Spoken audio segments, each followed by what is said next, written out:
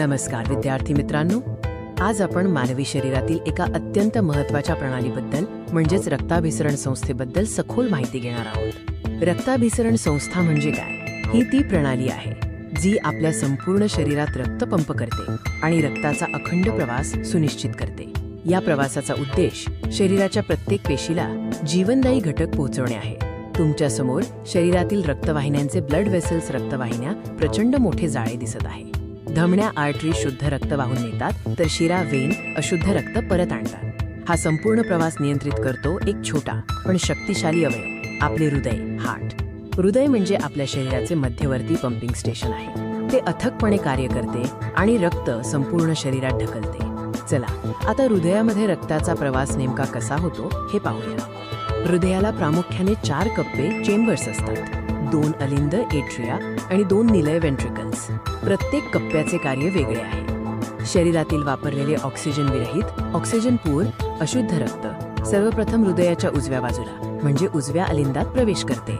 येथून हे रक्त शुद्धीकरणासाठी फुफ्फुसांमध्ये लंग्स पाठवले जाते. फुफ्फुसांमध्ये कार्बन डायऑक्साईड बाहेर टाकला जातो आणि ऑक्सिजन रक्तामध्ये मिसळतो. ऑक्सिजनने समृद्ध झालेले शुद्ध रक्त परत हृदयाच्या डाव्या बाजूला येते आणि तिथून ते मोठ्या दाबाने संपूर्ण शरीरात पंप केले जाते.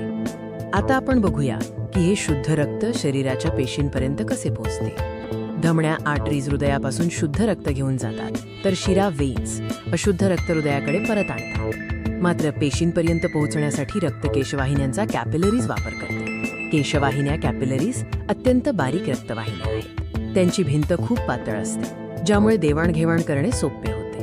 लाल रक्तपेशी केशवाहिन्यांमधून पुढे सरकतात आणि शरीरातील प्रत्येक पेशीला ऑक्सिजन आणि आवश्यक पोषक घटक न्यूट्रिएंट्स पुरवतात. याच वेळी रक्तपेशी पेशींमधून कार्बन डायऑक्साईड CO2 आणि इतर टाकाऊ पदार्थ गोळा करतात, जे आता अशुद्ध रक्त बनते. आपण आता रक्ताचा हा अविश्रांत प्रवास पाहिला, जो हृदयापासून सुरू होतो आणि परत हृदयाकडे येतो. रक्ताभिसरण संस्था हृदय, फुफ्फुसे आणि शरीराच्या अवयवांमध्ये एक सुंदर आणि अखंड चक्र कंटिन्युअस लूप तयार करते, ज्यामुळे आपले जीवन चालू राहते. या रक्ताभिसरण संस्थेमुळेच आपले शरीर ऊर्जावान राहते. पुढील वेळी हृदयाची धडधड ऐकाल तेव्हा या महत्त्वपूर्ण कार्याची आठवण ठेवा. धन्यवाद.